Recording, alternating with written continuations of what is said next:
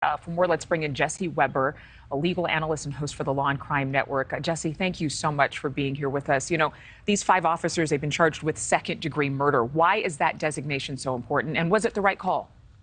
I think so. Based on what we know so far, we know first-degree murder under Tennessee law is premeditated killing. It's an intentional killing. I don't think anybody's suggesting that these officers intended to kill Tyre Nichols. For what is second-degree murder, knowing what you're doing could result in death. If I had to take a guess, and this is still early, I think their best bet for a defense would to try to knock it down to manslaughter or reckless homicide. But as of right now, second-degree murder, without even looking at the body cam footage, seems like the right call. These officers were fired and charged with murder so quickly. I mean, this just happened 3 weeks ago. We've not even seen the video. It comes out tonight around 6 p.m.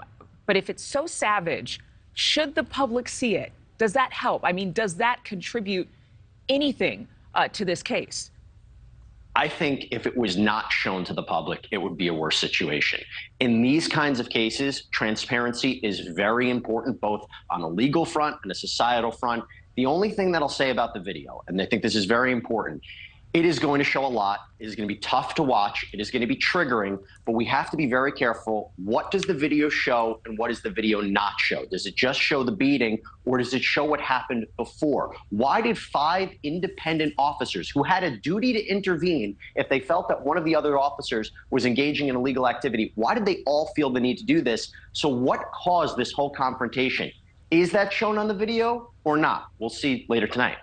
This is a case not involving a weapon, not involving a gun, I should say. Could the defense make the case that, especially in light of what we've seen across the country with police departments, where they have been heavily criticized for using excessive lethal force, that these officers were endeavoring to get this young man, to surrender without using a gun, and they just took it too far?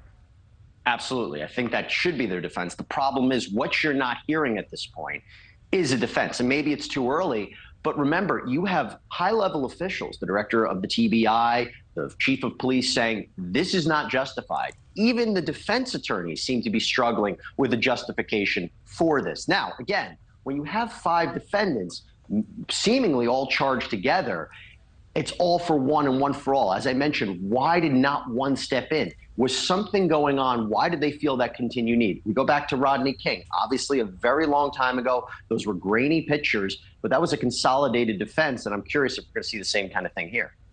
It'll be interesting. You have a black police chief, you have 5 black officers, and you have a black man who is dead now because he was beaten in the streets. And again, we have not seen the video, but it's expected to be super graphic. Jesse Weber, thank you very much for your time. Thank you for watching. Go to newsnationnow.com to find NewsNation on your television provider. And don't forget to click the red subscribe button below to get more of NewsNation's fact-driven, unbiased coverage.